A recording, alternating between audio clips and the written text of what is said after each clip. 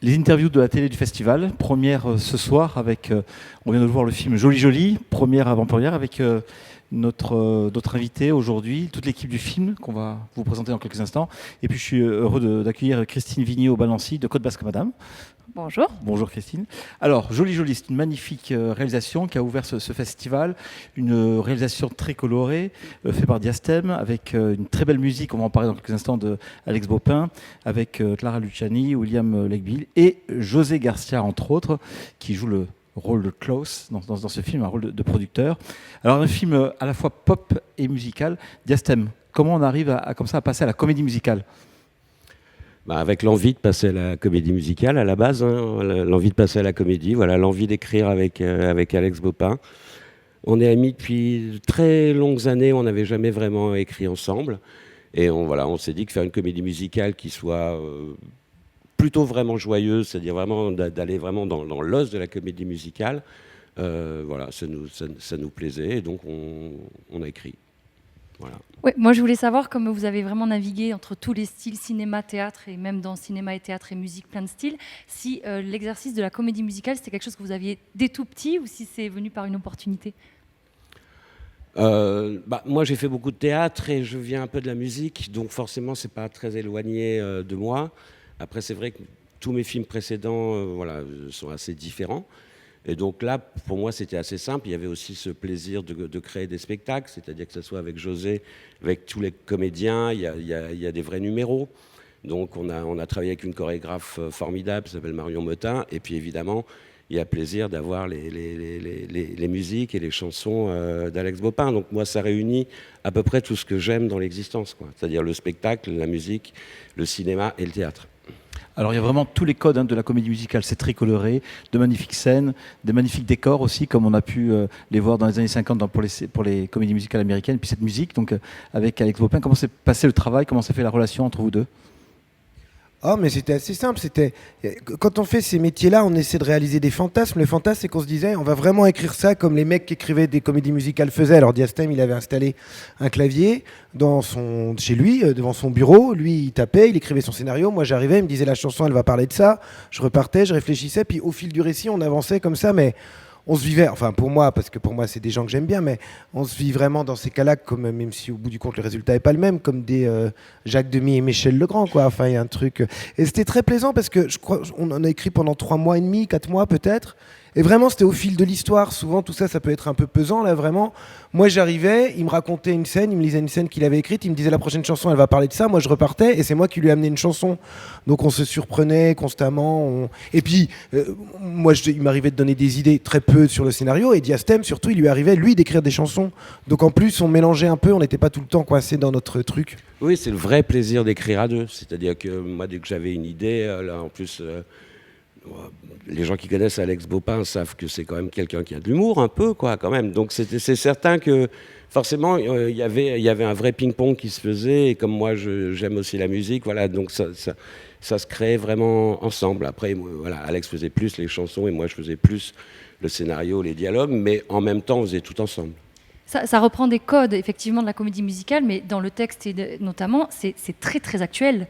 Ça, c'était une vraie volonté dans même les paroles, dans la façon d'écrire, il y a quelque chose de très... Mais dans les thématiques aussi abordées. Il y a beaucoup d'humour sur, que ce soit l'histoire du téléphone ou l'histoire de vous verrez dans 10 ans pour les filles. Enfin, il y a plein de références à ce qui se passe aujourd'hui. Ça, c'était quelque chose qui était volontaire de faire cette disons passerelle. qu'à la base, notre volonté première, c'est notre fantasme, c'était d'écrire une opérette. Donc une opérette pour le théâtre, mais qui pouvait devenir une comédie musicale si on le faisait au cinéma. Et il se trouve que dans l'opérette, qui est quand même l'ancêtre de la comédie musicale, même la comédie musicale américaine, il y a des règles très strictes. C'est-à-dire que, comme dans l'opéra bouffe, vraiment, il y a des règles d'écriture. Et par exemple, ça doit toujours être d'époque. Il doit y avoir 4 actes, il doit y avoir un quiproquo ou un retournement de situation en fin d'acte, et ça doit se terminer bien. Voilà, c'est vraiment les règles. Donc on a tenu les règles.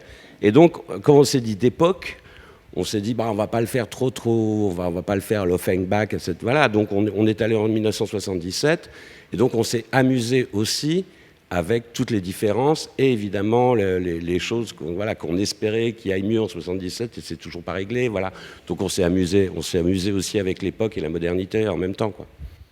Et alors, le casting ensuite. José Garcia, devenu chanteur et danseur. Bah, alors le casting a été vraiment... Et là, au début, Ouais, pour le honnêtement, le que je sois en collant, ils m'ont appelé. Ouais. Ils m'ont demandé si c'était bien Luis Mariano. J'ai dit ouais. Voilà. Puis après, ils ont changé. Bah, le casting, ça a été quand même extrêmement simple, c'est-à-dire on s'est dit, mais de qui on rêverait pour ce rôle? On a appelé la personne et en gros, la personne a dit oui, voilà. Globalement, ça s'est passé comme ça, c'est-à-dire que le producteur, on se disait, mais c'est un rôle où il doit faire très peur au début, on a l'impression que c'est faux, il doit faire très rire à la fin.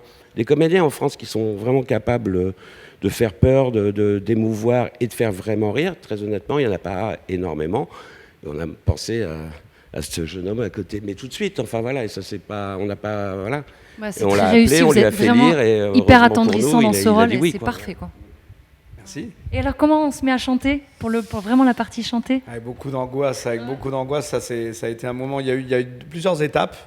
D'abord, je me suis un peu jeté dedans en me disant ok, j'y vais, mais je me suis pas rendu compte.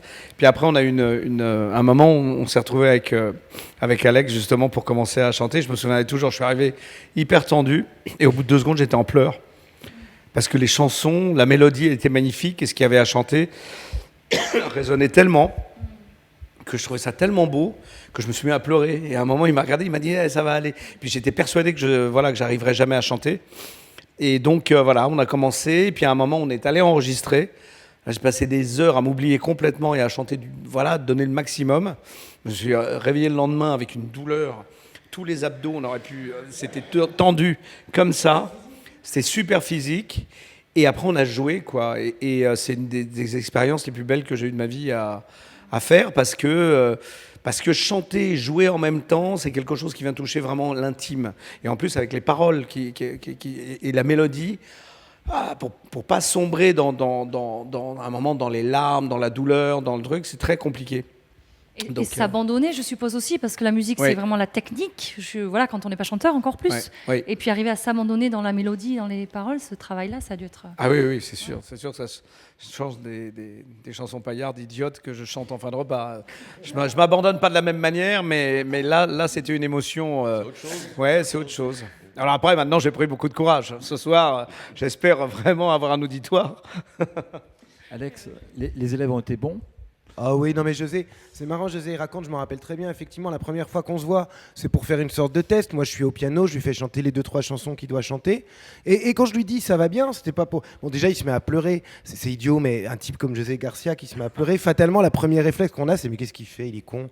Enfin, il me fait une blague. Et alors qu'on sait très bien que c'est pas seulement un clown, c'est aussi un acteur tragique et tout ça. Puis je me dis, ah non, merde, il est vraiment ému en fait, ça lui fait vraiment quelque chose. Et je lui ai dit ça va bien parce que très honnêtement, comme tous les autres, moi ce qui m'importait c'est que je voulais pas passer dans ce truc-là par des facilités qui consistent à faire parler, chanter les comédiens ou à passer. Je voulais vraiment que ça chante juste en place et qu'il y ait quelque chose d'un peu technique, voilà. Et très vite, quand José a chanté la première chanson, je lui ai dit ça va bien aller parce qu'il y a aucun problème. Il chante juste, il chante en rythme et comme au-delà de ça, comme les autres comédiens, il a une capacité d'incarnation, de dramatisation des choses. Forcément, sur des chansons un peu émouvantes comme celle qu'il avait à chanter, c'était très payant, c'est un vilain terme, mais c'était très... Moi, l'incarnation, enfin, ce qui fait des chansons, ça m'a beaucoup ému. Et honnêtement, à part un des comédiens, tous ils chantaient... Non, c'est une blague quand je dis ça. Non, mais... C'est le mec qui pose ça là à Saint-Jean-de-Luz et une fois arrivé à Paris, ça va être... Mais qui dans le truc? Non, parce que t'as dit un, on aimerait savoir. Non, c'est mais pas déjà une. C'est du boulot, enfin c'est du travail, je veux dire. Moi, faire chanter des comédiens en studio, quand on a bien travaillé en amont, c'est jamais problématique parce que c'est comme un film, on monte. C'est-à-dire que s'il faut faire 200 prises pour avoir les 8 bonnes phrases que je veux, je les ferai. Bon, après, on n'a pas été obligé systématiquement d'en arriver là, mais honnêtement, ça fait peut-être le 5e, 6e film où je fais chanter plus ou moins suivant les films des comédiens, et voilà. Et je crois que quand ce sont des bons comédiens, ça finit forcément par être des bons chanteurs. Et alors, est-ce qu'à l'inverse, elle n'est pas là, mais Clara Luciani, qu'on connaît en tant que chanteuse, qui fait ses premiers pas en tant qu'actrice, est-ce que là aussi, comment s'est passé la... Ça, c'est pour Diastème, parce que moi, la faire chanter, vous imaginez comme c'était facile. En fait, ça s'est passé très simplement, parce que voilà, on se disait, mais vraiment, elle serait formidable. Alex avait déjà travaillé avec elle, moi, je ne le connaissais pas. Et ensuite, j'ai fait avec elle, comme je fais avec tous les comédiens, c'est-à-dire qu'on lui a fait lire, ça lui plaisait vraiment.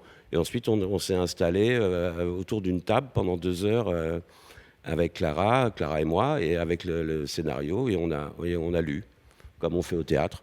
Et puis très très très vite, il n'y avait aucun souci. Donc voilà. Ensuite, on a travaillé. Voilà. Donc on a vraiment travaillé les scènes, mais comme globalement, je fais avec tous les comédiens, quoi.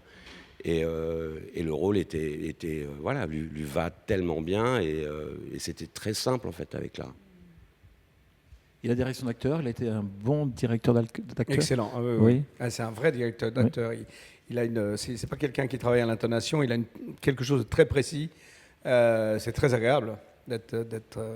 Voilà, on sent que c'est quelqu'un qui vient du théâtre, Diastème, il a une idée bien précise de ce qu'il y a à faire. Donc, on se laisse porter. Et puis après, il a aussi beaucoup d'humour. Donc, il arrive à donner une espèce de distance comme ça. Il y a une scène très drôle où on arrive avec Grégoire, on est comme ça au milieu, et puis il y a une statue, on est en train de parler. Il a mis une statue au milieu. Et quand j'ai vu l'image comme ça, on m'a dit de valider plusieurs photos, vous savez, pour les trucs. Et je dis, ah voilà, celle-là, c'est marrant. Hein, on a beau se donner du mal à faire des trucs, elle va me suivre. Et est-ce que ce film, un jour, on le verra en comédie musicale sur scène ? Oui. En plus, le hasard a fait ça aurait pu être avant sur scène. Le hasard a fait que c'est un film d'abord. Oui, il en est question, mais on va faire les choses déjà dans l'ordre. Ouais. Et l'opérette, non, c'est fini. Ah, mais c'est la même, hein, c'est la même chose. Pour nous, ça, c'est une opérette. Alors, on sait qu'au bout du compte, c'en est pas une parce qu'on a fait avec nos capacités à nous. Mais c'est la vision qu'on a, nous, aujourd'hui, avec comment Diastème écrit et comment moi je fais des chansons, de ce que pourrait être une opérette, quoi. Je veux dire, toutes les comédies musicales viennent de l'opérette. Hein, voilà, c'est une fantaisie. Et on peut appeler ça une opérette, on appelle ça une comédie musicale. C'est pareil, en fait. En tout cas, merci. Oui. Et bravo, parce que c'est vraiment un rayon de soleil. Ah oui, merci beaucoup pour tous les sourires et les fous rires que je me suis prise en regardant ce film. Vraiment, non, vraiment. Et donc, longue durée, longue vie à cette comédie musicale. Je veux juste savoir, vous faites l'honneur à Saint-Jean-de-Luz de le présenter en avant-première. Quel est votre lien, si vous en avez un, avec Saint-Jean-de-Luz, avec la Côte Basque ? Alors, c'est-à-dire, moi, en fait, je croyais que c'était au ski, Saint-Jean-de-Luz, donc je suis venu en manteau. Non, c'est une blague. Non, très honnêtement, c'est la première fois que je viens, mais je sais que mes camarades, eux, connaissent bien. Oui, moi je suis venu quelques fois au festival, j'ai été jury ici une année, on a présenté un film l'année dernière. Et quand j'étais petit, j'ai passé 2 étés à Saint-Jean-de-Luz, donc moi je connais un petit peu cette... Bah oui, moi je ramène toujours l'enfance, tu sais, l'enfance. Enfin voilà. Donc oui, moi j'aime bien venir ici. Moi, c'est pareil. Moi, j'ai appris à nager ici. Enfin, j'ai passé pas mal d'été. J'ai fait les taureaux de Fuego. Enfin, je suis un régional de l'étape, comme on dit. Et j'ai passé pendant des années, évidemment, pour aller dans ma Galice lointaine, toujours par ici, quoi. Donc, voilà. Et puis maintenant, j'y ai beaucoup d'amis parce que je remonte sans cesse entre Biarritz et la côte et Saint-Sébastien. Et ici, je fais des go fast. Parce que, vous savez, acteur, c'est pas génial, mais le Go Fast ici, c'est vraiment bien. Ouais, il n'y a que 2 voix, vous comprenez, donc il faut se faufiler, c'est vraiment bien. Bon, en tout cas, merci. Puis sachez que vous êtes tous les 3 les bienvenus ici à Saint-Jean-de-Luz. Merci beaucoup. Merci. Merci Eric.